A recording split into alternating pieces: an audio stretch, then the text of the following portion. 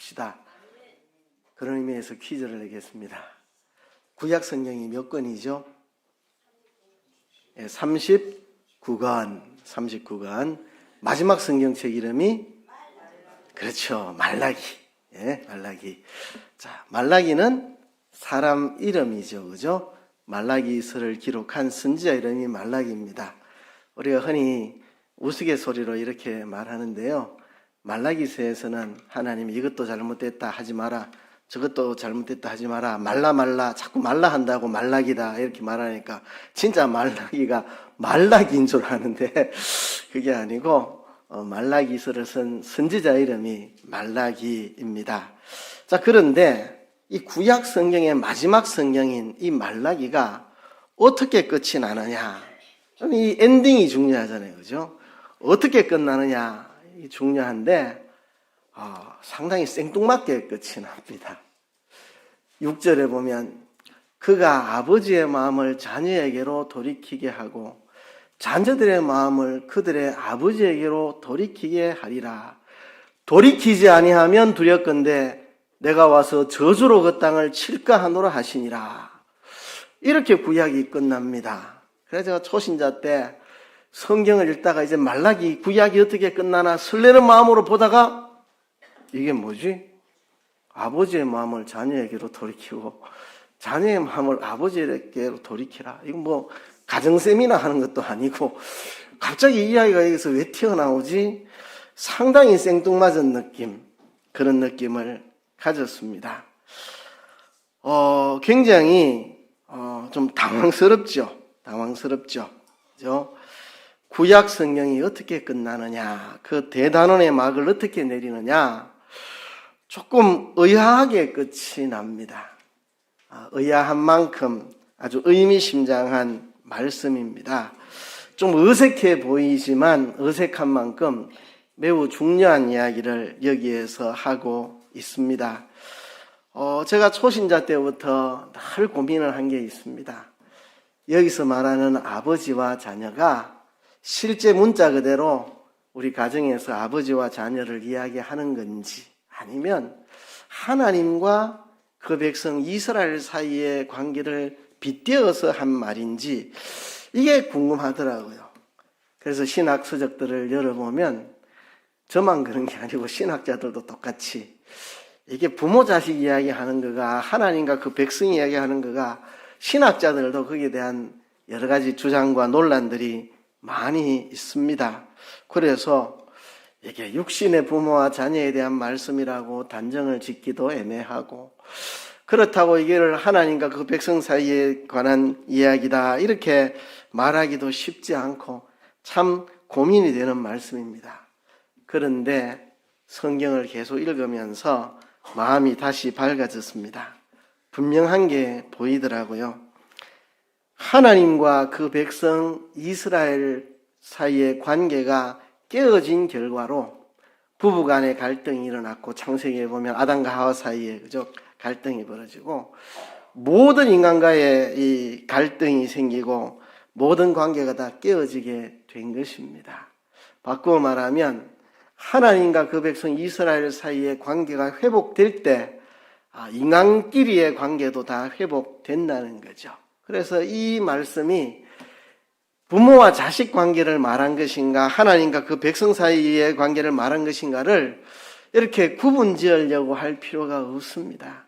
사실상 둘은 하나로 이어져 있기 때문입니다. 부모와 자식의 관계의 원형은 하나님과 그 백성과의 관계가 원형입니다. 이 땅의 아버지와 자식과의 관계는 모형이고 그 원형은 하나님과 그 백성과의 관계가 원형입니다. 그리고 원형이 깨어지면 모형도 망가지게 되는 것입니다. 이 둘은 하나로 이어졌습니다. 그래서 오늘 이 본문을 시작할 때 4절에서 보면 너희는 내가 호렙에서 온 이스라엘을 위하여 내 종 모세에게 명령한 법 곧 율례와 법도를 기억하라 하는 말을 해놓고 아버지의 마음을 자녀에게로, 자녀들의 마음을 아버지에게로 돌이키게 하라고 말씀을 하고 있거든요. 호렙산, 시내산에서 출애굽할 때 그때 무슨 일이 있었습니까? 하나님이 그 백성들과 언약을 맺습니다. 피로서 언약을 맺습니다. 그리고 나는 너희의 아버지가 되고 너희의 하나님이 되고 너희는 내 백성이 되리라. 이제 너희는 나와 언약을 맺어서 나는 너희의 하나님이고 너희는 내 백성이다. 언약을 맺죠. 그리고 그 언약의 문서로 율법이 주어진 겁니다. 언약의 문서로 율법이 나는 너희 하나님이고 너희는 내 백성이니 너희는 이 말씀대로 율례와 법도대로 너희는 살아야 된다. 그렇게 하신 거거든요. 그것을 기억하라. 이걸 생각하면 여기서 아버지와 자녀는 하나님과 우리 사이인가 보다 이렇게 또 생각도 드는데 근데 그 율법의 한가운데 부모를 공경하라는 말씀이 있고 율법에 부모를 공경하는 세부적인 조항들을 아주 강력하게 말하고 있습니다. 그래서 이 둘은 뗄 수 없는 하나로 이어지는 이야기라는 것을 우리가 알 수가 있습니다. 그렇습니다. 그래서 구약의 마지막이 이렇게 끝이 나는 겁니다. 아버지의 마음을 자녀에게로, 자녀의 마음을 그들의 아버지로 돌이키게 하리라. 돌이키지 아니하면 두렵건대 내가 와서 저주로 그 땅을 칠까 하노라. 아주 무서운 말씀이죠. 돌이키지 않으면 하나님과 우리 사이의 관계를 회복시키지 못하고 아버지와 자식의 관계를 회복시키지 못하면 하나님이 저주로 이 땅을 치겠노라고 말씀을 하셨습니다. 우리 성경에 보면 저주로 그 땅을 칠까 하노라 하시니라. 한국어 성경은 끝말이 하시니라가 끝말입니다. 그런데 원어 성경은 저주란 말이 마지막 단어로 와 있습니다. 히브리어로 헤렘, 저주, 헤렘. 마지막 단어, 구약 성경의 마지막 글자는 저주, 헤렘이라는 단어입니다. 아비의 마음을 자식에게로 돌이키게 하고 자식의 마음을 아버지에게로 돌이키게 하라. 돌이키지 않으면 저주가 임할 것이다. 엄중한 경고를 하고 있죠. 이때로부터 400년이 지나고 엘리야와 같은 선지자 세례 요한이 나타나서 백성들의 마음을 아버지께로 돌이키고 아버지의 긍휼의 마음을 백성들에게 선언하는 놀라운 역사가 일어나므로 이 예언이 그대로 성취가 되었는데요. 오늘 이 본문을 통해서 우리는 하나님과 우리 사이의 인격적인 관계를 회복하고 그 결과로 부모와 자식과의 관계를 회복시켜야 한다는 것입니다. 결국 하나님과 우리와의 회복이 가정에서 부모와 자식과의 관계의 회복으로 이어져야 한다는 것입니다. 여러분 집집마다 부모 자식 간의 관계의 어려움을 겪고 있습니다. 맞습니까? 맞아요? 예. 제가 과거에 목회 초년병 때 이 가정사역을 굉장히 많이 강조를 했는데요.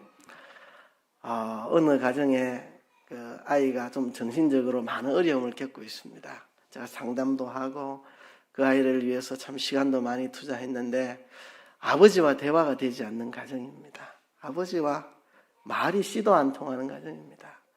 좀 아버지에게 이 문제를 이야기해야 되겠는데 연세보다 또 나보다 한참 많은 그분에게 자녀와 대화가 안 된다는 것을 노골적으로 말하기 좀 힘들어서 자녀와 대화가 잘 됩니까? 이랬더니 우리 집은 자녀랑 대화가 너무 잘 돼요. 너무 잘 돼요. 제가 다 듣고 왔는데 아들한테 우리 아버지하고는 대화가 요만큼도 안 돼요. 아버지하고는 대화가 완전 단절된 채 살아요. 아들은 그렇게 말하는데 아버지는 대화가 너무 잘 돼요. 이렇게 말해요. 기가 막혀서 대화가 어떻게 잘 된다는 이야기입니까? 그랬더니 내가 시키면 찍소리 안 하고 말 들어요. 이렇게 자식이 아버지를 포기하고 우리 아버지하고는 대화가 안 된다. 그냥 체념하고 사는 거를 가지고 내가 말하면 우리 아이는 찍소리도 안 하고 말 잘 들어요. 이렇게 우리는 대화가 너무 잘 돼요. 이렇게 착각하는 거죠.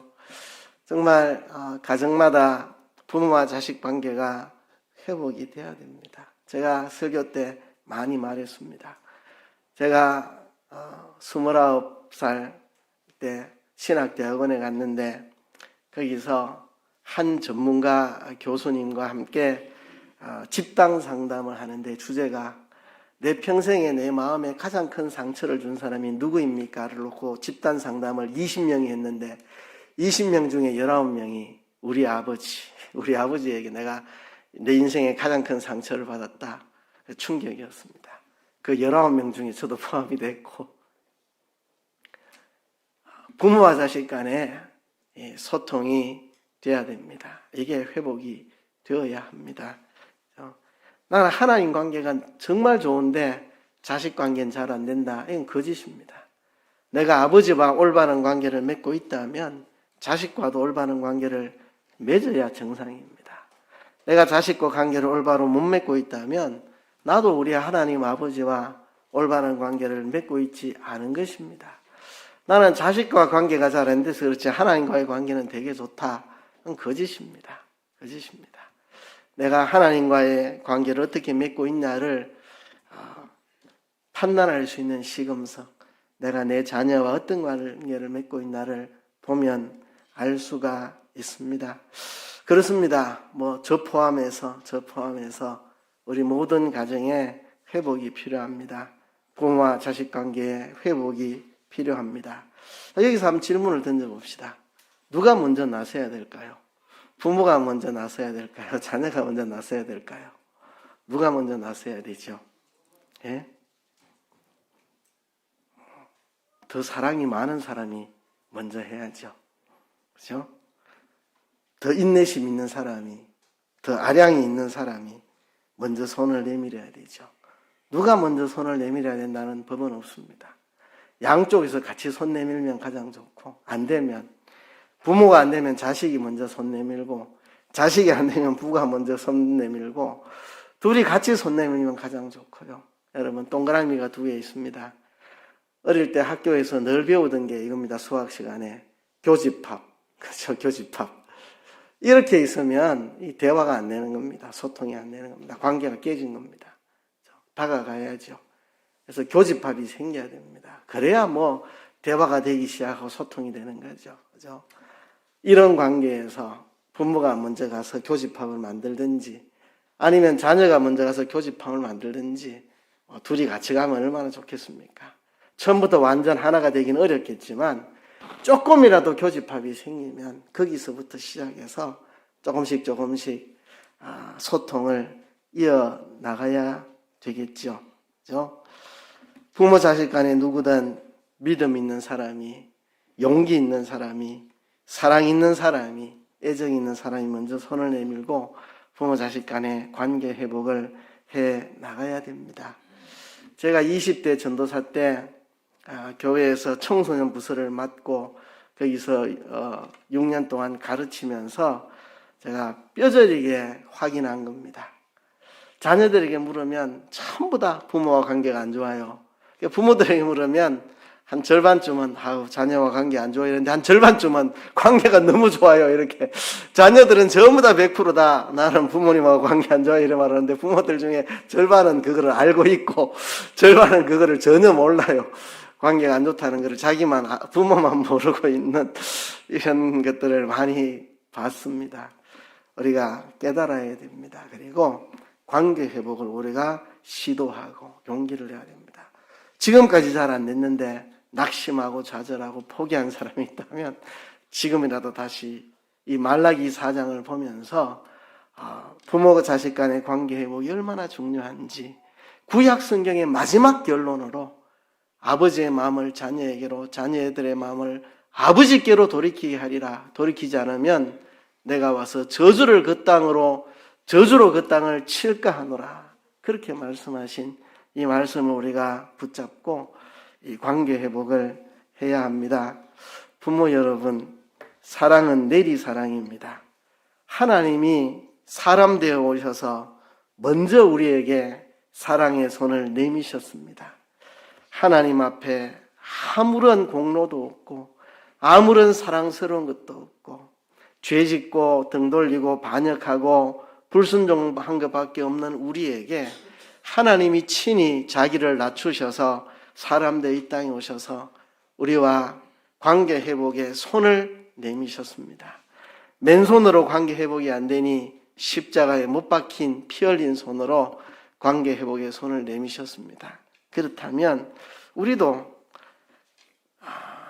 자녀가 왜 이 모양이냐고 소리치기 전에 부모가 먼저 손을 내밀고 자녀를 이해해 보려고 노력할 수는 없겠습니까? 부모 여러분, 내가 먼저 내려와서 자녀를 이해하려고 노력할 수는 없겠습니까?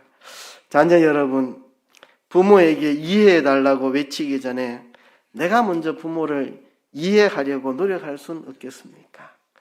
저는 인생을 2번 사는 느낌을 가집니다.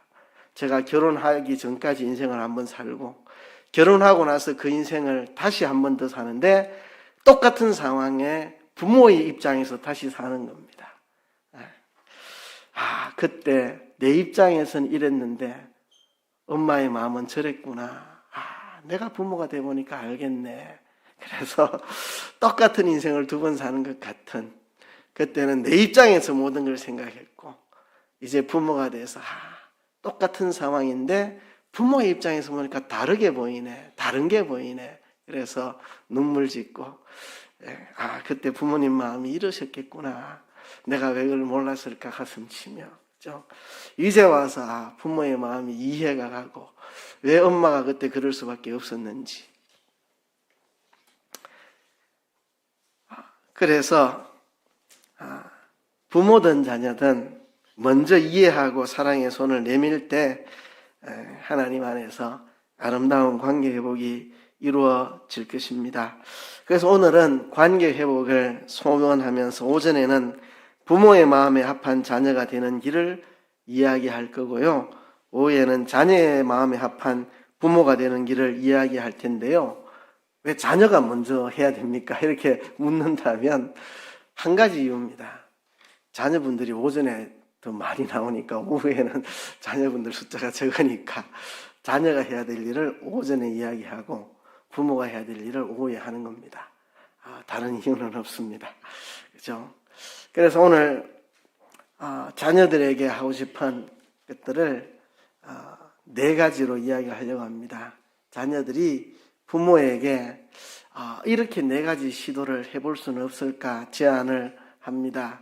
첫 번째는요, 부모와 좀 더 효과적인 대화를 할 수 있도록 자녀들이 먼저 시도하고 나서볼 수는 없을까? 그렇죠?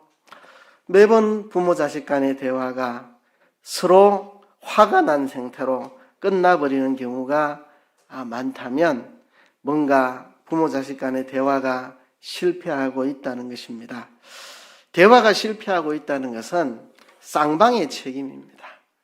부모만의 잘못도 아니고 자식만의 잘못도 아닙니다. 쌍방의 책임입니다. 쌍방의 책임인데 자녀 여러분, 먼저 부모와 대화의 문을 여는 시도를 할 수는 없을까요? 좀 더 효과적인 대화를 하기 위해서 필요한 것들이 뭔지 생각해보고 부모와 대화의 문을 열 수 있는 좋은 방법들을 찾아볼 수는 없겠습니까? 통계 자료를 제가 가져오진 않았습니다. 제가 가지고 있는 통계는 옛날 통계고 새로운 통계를 가져올 수도 있긴 한데 가져오나 안 가져오나 다 알고 있는 것 거라서 안 찾아왔습니다. 우리나라의 부모와 자식 간의 대화 시간이 극히 부족하다. 통계가 그걸 말해주고 있습니다. 이렇게 말하는 저도 이렇게 말하기 부끄럽습니다. 늘 결혼하고 목회 시작하면서부터 나는 자녀와 대화를 많이 하는 부모가 돼야지 생각하고도 늘 느끼는 게 대화가 부족했다는 많은 반성을 갖고 있습니다. 부모와 자식 간에 효과적인 대화를 서로 할 수 있도록 우리가 힘을 써야 되겠죠. 거기에 대한 성경적인 가르침을 찾아본다면 야고보서 1장이 이렇게 말하고 있습니다. 내 사랑하는 형제들아, 너희가 알지니 사람마다 듣기는 속히하고 말하기는 더디하며 썩내기도 더디하라 그랬습니다. 왜 부모 자식 간의 대화가 안 되나? 말하기를 속히하고 듣기를 더디해서 그렇습니다. 그렇죠? 말하기보다 들으려고 해야 됩니다. 부모가 자식에게 내가 하고 싶은 이야기 퍼부으려고 하지 말고 우선 입을 닫고 자식이 뭘 말하는지 들으려고 애써야 되고, 자식도 부모에게 내 하고 싶은 이야기 소리 지르기 전에 부모의 말을 들어보려고 하고 듣기는 속히 하고 말하기를 더디해야 합니다. 그래서 여기에 힘을 쓰다가 보면 이제 한 단계 넘어가 들립니다. 이제 엄마의 말이 들리는 게 아니라 엄마의 마음이 들려지기 시작하고 아버지의 말이 아니라 아버지의 마음이 들려지기 시작하고 내 자녀의 말이 아니라 내 자녀의 마음이 들리기 시작하고 여기서 이제 대화가 풀리기 시작합니다. 대화가 풀리기 시작합니다. 서로의 마음을 듣지 못하고 말만 하면요. 대화라는 게 칼싸움입니다. 챙챙챙챙챙챙 그죠? 서로 날카롭게 칼을 벼러봐가지고 요놈 자식 요번에 내가 이 말로 한번 내가 공격을 해가 야단을 쳐서 꺾어야 되겠다. 자식은 요번에는 이렇게 내가 엄마 아빠의 말을 한번 대항해 보겠다 이래가지고 부모 자식 간에 칼 갈고 와가지고 챙챙챙챙 싸우고 있는데 무슨 대화가 됩니까? 그죠? 듣기는 속히 하고 말하기는 더디하라. 어디까지 속히 들어야 되느냐? 부모의 감정을, 자식의 감정을, 마음을 듣기까지 속히 듣고 그리고 말해야 됩니다. 아이고 내 자식이 저렇게 힘들구나. 내 자식이 저렇게 마음이 상했구나. 아이고 엄마 마음이 저렇게 힘드시구나. 서로 마음이 느껴지면 그때부터는 이제 모든 건 다 눈 녹든지 녹아버립니다. 그래서 듣기는 속히 하고 말하기는 더디하며 썩내기도 더디하라 이랬습니다. 여러분 썩내면 안 됩니다. 썩내는 것은 모든 대화를 그 시점에서 종료시키는 게 썩내는 겁니다. 그래서 무슨 좋은 대화가 되겠다고 한 사람이 성질 내면 그냥 대화는 그냥 거기서 그냥 끝나는 겁니다. 그냥 완전히 그냥 제로 베이스로 완전히 내려오는 겁니다. 끝나는 겁니다. 썩내지 않아야 됩니다. 썩내는 것은 모든 대화를 여기서 종결하자는 신호입니다. 그죠? 먼저 썩내는 사람이 지는 겁니다. 항상 여러분 먼저 썩내는 사람이 지는 겁니다. 부모가 먼저 썩내면 부모가 지는 거고 자녀가 먼저 썩내면 자녀가 지는 겁니다. 듣기를 속히 하고 말하기를 더디하고 썩내기를 더디하라. 이게 제일 중요한 대화의 원리입니다. 그리고 그 외에 일반 사회에서 말하는 대화의 원리들 이런 것들을 참조하면 됩니다. 가장 근본적이고 핵심적인 것은 듣기는 속히 하고 말하기는 더디하고 썩내기도 더디하다. 이걸 핵심으로 두고 이제 세상에서 말하는 여러 가지 대화법들은 참고로 해서 우리가 부모와 자식 간에 좋은 대화를 나눌 수 있고 서로의 감정 상태를 말할 수 있는 부모 여러분 자녀들에게 자기의 감정을 이야기해 보세요. 솔직하게 가면 쓰고 부모라는 권위 때문에 가면 쓰고 이야기하지 마시고 내 속에 그냥 솔직한 감정을 있는 대로 말하시고 자녀 여러분 부모와 대화할 때 감정을 숨기고 대화하잖아요. 내 감정을 이야기해봐야 부모가 알아주겠나. 그냥 포기하고 적당하게 그냥 둘러대고 적당하게 둘러대고 그냥 반격하고 말지하고 감정을 열지 않는데 한번 용기를 내서 부모에게 자기의 감정을 이야기해 보시죠. 그렇게 해서 서로의 대화가 통해야 됩니다. 그래야만 부모 자식과의 관계가 회복됩니다. 두 번째는 기대와 이해입니다. 부모들은 자녀에 대한 기대가 있습니다. 내 자녀가 이 정도를 해 주었으면 하는 거. 근데 자녀는 그 기대에 미치지를 못합니다. 거기에서 이제 갈등이 시작됩니다. 부모의 기대와 자녀가 그 기대에 미치지 못하는 거. 이것 때문에 갈등이 생깁니다. 이것 때문에 부모는 내가 자식을 잘못 키운 건 아닐까 하는 그런 푸념 속에 절망 속에 살아가고 또 자녀들은 좋게 반응하면 내가 부모의 기대에 서운하지 않도록 내가 잘 살아보겠다 이렇게 나가면 좋지만 어차피 우리 부모의 기대를 나는 만족할 수가 없다. 될 대로 되라 이렇게 갈 수도 있습니다. 그렇죠? 이렇게 우리가 부모의 기대와 자녀의 현 위치 사이의 간격 때문에 부모 자식 간에 서로 절망하고 좌절하고 포기하고 단절된 상황으로 살아가는 이거를 극복을 해야 합니다. 자녀들은 부모의 기대를 좀 이해해 보려고 노력할 필요가 있습니다. 우리 부모님이 내게 무엇을 기대하는가? 깊이 생각해 보면 내가 생각하는 것과는 다릅니다. 내가 생각할 때는 부모가 내가 도달할 수 없는 지나친 기대를 하고 있다고 생각하지만 사실 부모의 기대는 뜻밖의 단순하고 간단할 수가 있습니다. 그렇게 엄청난 것을 사실 기대하고 있지 않습니다. 아주 기본적인 것만 해줘도 고맙겠다는 정도의 기대를 갖고 있는 부모들이 많이 있습니다. 그래서 부모의 기대를 좀 더 자녀들이 이해해 보려고 애쓰고 또 내가 할 수 있는 만큼 성장해 보려고 애써보는 거 필요합니다. 빌립보 3장에 보면 사도 바울이 내가 이미 얻었다 함도 아니요 온전히 이루었다 함도 아니라 오직 내가 그리스도 예수께 잡힌 바 된 그것을 잡으려고 달려가노라 그랬습니다. 바울같이 위대한 대사도가 정말 누구도 근처에 따라가지 못할 만큼 성숙한 대사도 바울이 나는 이미 얻었다 함도 아니고 온전히 이뤘다 함도 아니다. 나는 그리스도 예수께서 잡으신 그것을 잡으려고 지금도 전진하고 달려간다. 우리가 부모의 기대하는 바를 좀 더 정확하게 우리가 이해하고 그리고 내가 할 수 있는 대로 부모의 기대에 부응할 수 있도록 한번 전진해 보려고 한번 힘써 볼 수는 없을까 이런 생각을 해봅니다. 세 번째는요, 신뢰 쌓기입니다. 신뢰 쌓기. 여러분, 신뢰가 무너지면 그때부터는 모든 것이 다 깨지게 되어 있습니다. 여러분, 제가 군에 있을 때인데요.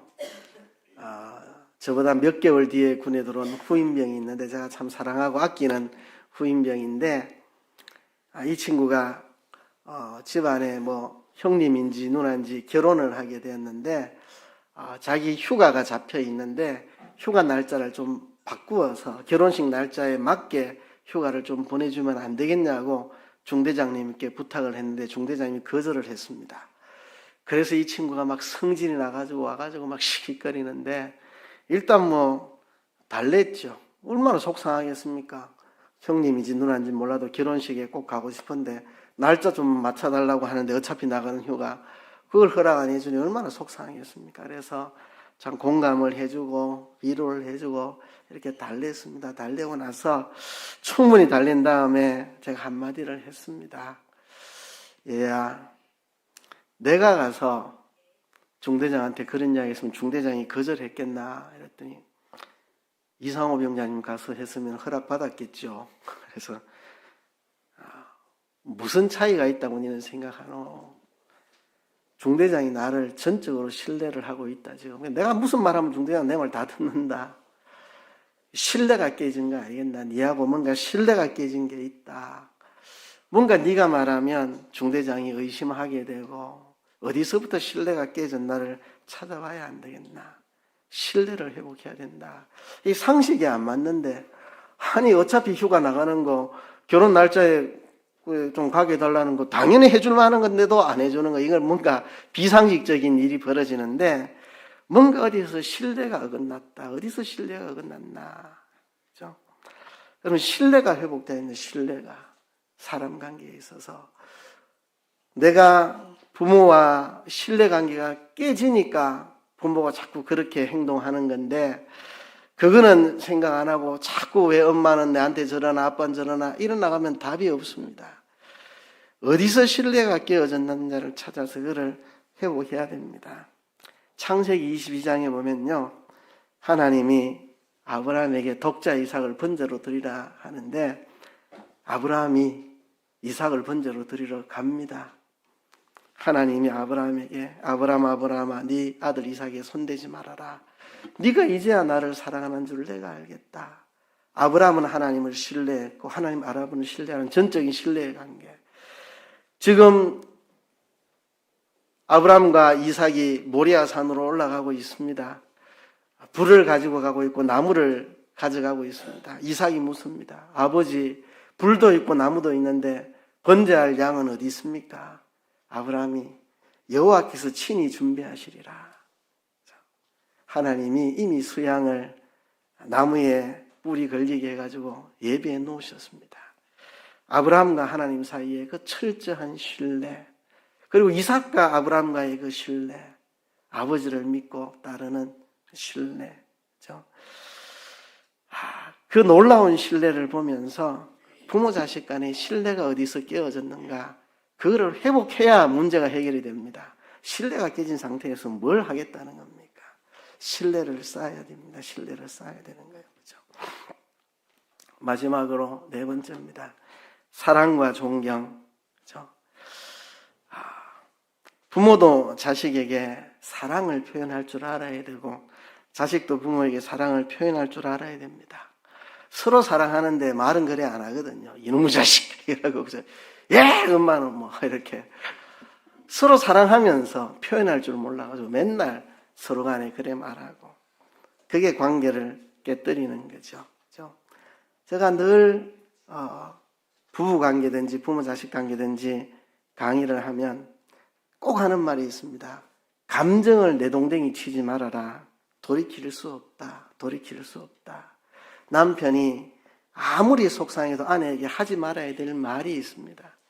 아내도 아무리 속상해도 남편에게 안 해야 될 말이 있습니다. 그 말 해뿌리면 그는 다시 회복이 안 됩니다.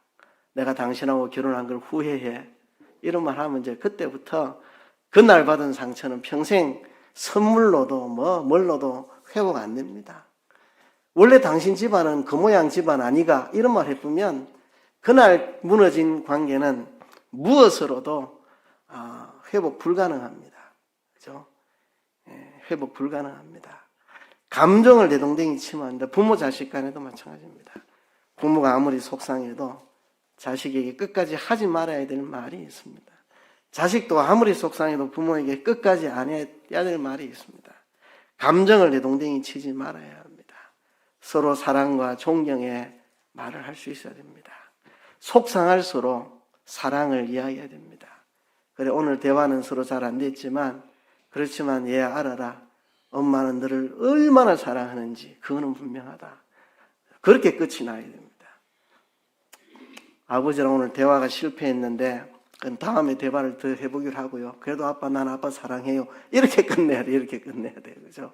사랑과 존경을 표현하는 이게 있어야 관계 회복이 됩니다. 관계 회복이 됩니다. 제가 어릴 때는 학교에 일기를 써서 정기적으로 검사를 맡아야 됐습니다. 일기장을.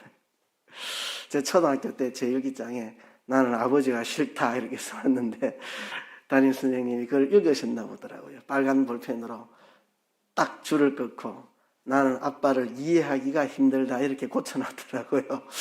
그래서 선생님이 아빠를 싫다 이래 하지 말고 내가 이해가 잘 안 된다 이렇게 마음을 고쳐 먹으라고 내게 가르치는 거구나 이렇게 생각을 했습니다.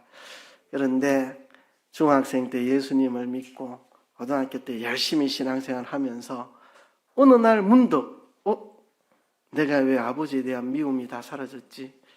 왜 아버지에 대한 분노가 하나도 없지? 내 마음속에 아버지에 대한 싫어하는 생각이 털끝만큼도 남지 않고 왜 다 사라졌지? 어느 날 생각해 보니까 내가 그렇게 변해 있더라고요. 깜짝 놀랐습니다. 왜 그럴까 추적해 보니까 예수님을 구주로 믿고 그 사랑이 저를 회복시키고 치유를 시켜서 나도 모르는 사이에 아버지에 대한 분노와 원망과 한이 싹 눈독듯이 살아있는, 그래서 아버지 앞에 자주 앉으려고 애쓰고 아버지한테 말 걸려고 애쓰고 그런 내 자신을 보면서 내가 왜 이래 바뀌었을까 이런 생각을 하게 됐습니다. 그렇습니다. 말라기 4장 하나님과 나와의 관계 회복을 통해서 부모와 자식과의 관계까지도 깔끔하게 회복해야 한다는 말씀입니다. 우리가 하나님과 나와의 관계 회복을 통해 부모와 자식 관계를 아름답게 회복시켜 나가는 우리 모든 가정 되기를 주의 이름으로 축복합니다. 우리 말씀을 생각하시면서 우리 부모 자식 간의 아름다운 관계 회복을 꿈꾸며 우리 다 같이 한번 통성으로 기도하겠습니다.